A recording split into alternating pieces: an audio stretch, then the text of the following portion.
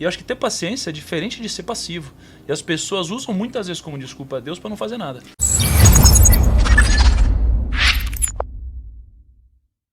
Mas essa paciência, por exemplo, que eu estou falando, tem muito a ver com que você conhece bem o mercado de investimentos, por exemplo. Adianta eu fazer um aporte hoje na bolsa e mês que vem eu falei, cara, estou precisando só da metade, vou tirar aqui. Ou seja, paciência no sentido de, agora que eu joguei a semente, eu vou esperar ela dar fruto.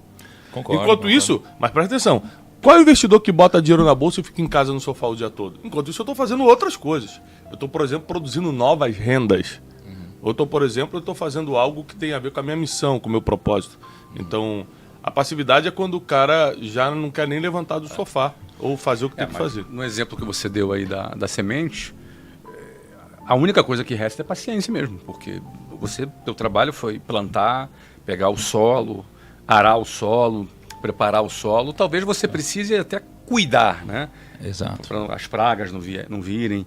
E agora, realmente, o processo de nascimento, você não pode fazer nada. Esse é um processo orgânico que você precisa esperar. Tem culturas que levam meses, né? Eu não me lembro, bambu, parece que leva bastante tempo. Existe um bambu ali na China que cresce para baixo primeiro. Cresce para baixo primeiro, para depois crescer para cima, e depois cresce não sei quantos metros por dia. É um negócio assim impressionante. Às vezes a pessoa ela tem uma ansiedade por ver o fruto chegar, porque eu plantei, porque eu me dediquei, e aí esse fruto não vem, e é natural que ele não venha, é normal que ele não venha, é normal que leve algum tempo, e aí ele fique muito ansioso e às vezes coloca aquele resultado a perder. Né? O que eu pego disso que você está falando, Bruno, é que eu acho que é um trabalho em conjunto. Assim, um faz a parte e o outro faz a sua parte. Assim, né? Então, se a gente fosse pegar nessa metáfora da semente, existe a semente, existe a paciência, mas você tem a sua responsabilidade a partir desse momento que a semente foi plantada num solo fértil, que é você regar por muito tempo, é você ficar de olho nas pragas que acontecem, separar as pragas aqui. Então agora você tem que fazer a sua parte. Então tem um lado fazendo uma parte e você fazendo a sua. Esse trabalho em conjunto é o que acredito que realiza as grandes obras, entendeu? Eu concordo com você na sua paciência. Eu só acho que algumas pessoas usam isso como desculpa para não fazer nada. A maioria das pessoas que não querem fazer nada sempre vão encontrar uma boa desculpa em qualquer coisa, né? Voltando sobre até onde vai Deus nos nossos negócios, né? Por exemplo, saúde. A gente não tem controle nenhum.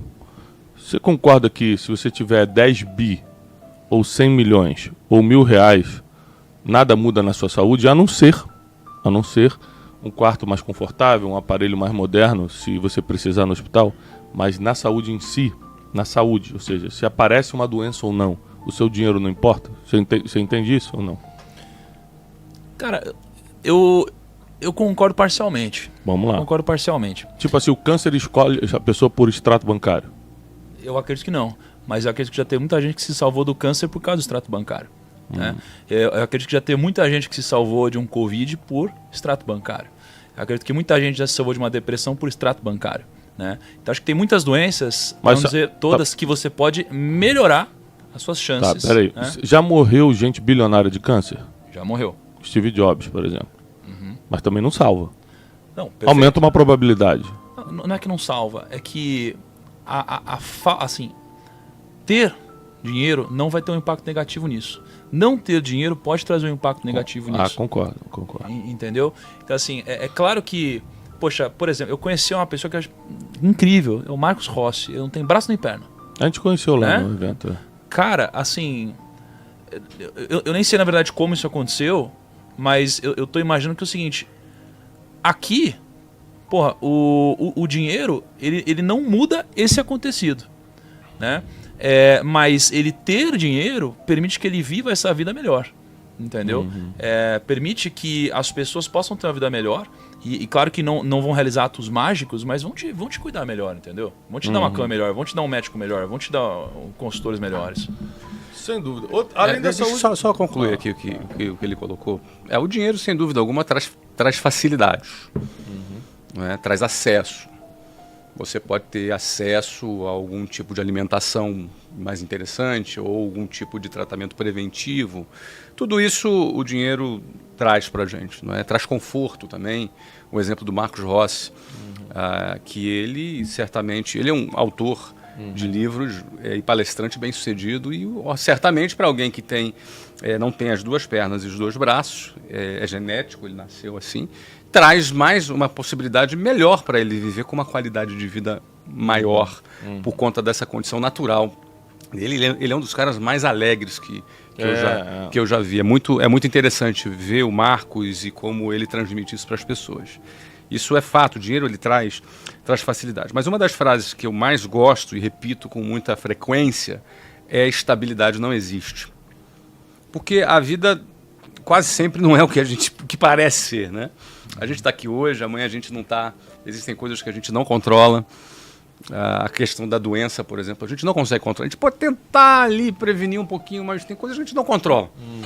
Não é? A gente pode ter um acidente, a gente pode ter alguma situação imponderável na nossa vida que a gente pode, da noite para o dia, muda tudo. Né? Da noite para o dia muda tudo. Quantas histórias a gente não conhece de uma família bem estruturada e que o cara morreu... Tudo desandou. Tudo desandou, cara. Acabou, a família vivia bem, tinha até dinheiro. Mas o cara morreu. E aí ninguém sabia o que fazer. Ninguém tinha mais a... Enfim, é fato o seguinte, estabilidade não existe e ter essa consciência nos ajuda, na minha visão, a gente ter um pensamento um pouco menos autossuficiente e um pouco mais ligado, eu vou usar aqui a palavra dependência de Deus, porque se eu não tenho controle, tanto quanto talvez eu pense, ou tanto quanto talvez eu gostaria de ter, porque a gente gosta de ter controle sobre situações. Eu, em negócios, quero ter controle das situações, mas em situações imponderáveis, se eu entendo que eu tenho essa dependência, me ajuda, inclusive, a entender, até eu tomar algumas decisões. Isso aí que você está falando me lembra o Salmo 90, que é um salmo de Moisés, inclusive, dentro dos salmos de Davi. O Salmo 90 tem um versículo que Moisés fala: ensina-nos a contar os nossos dias.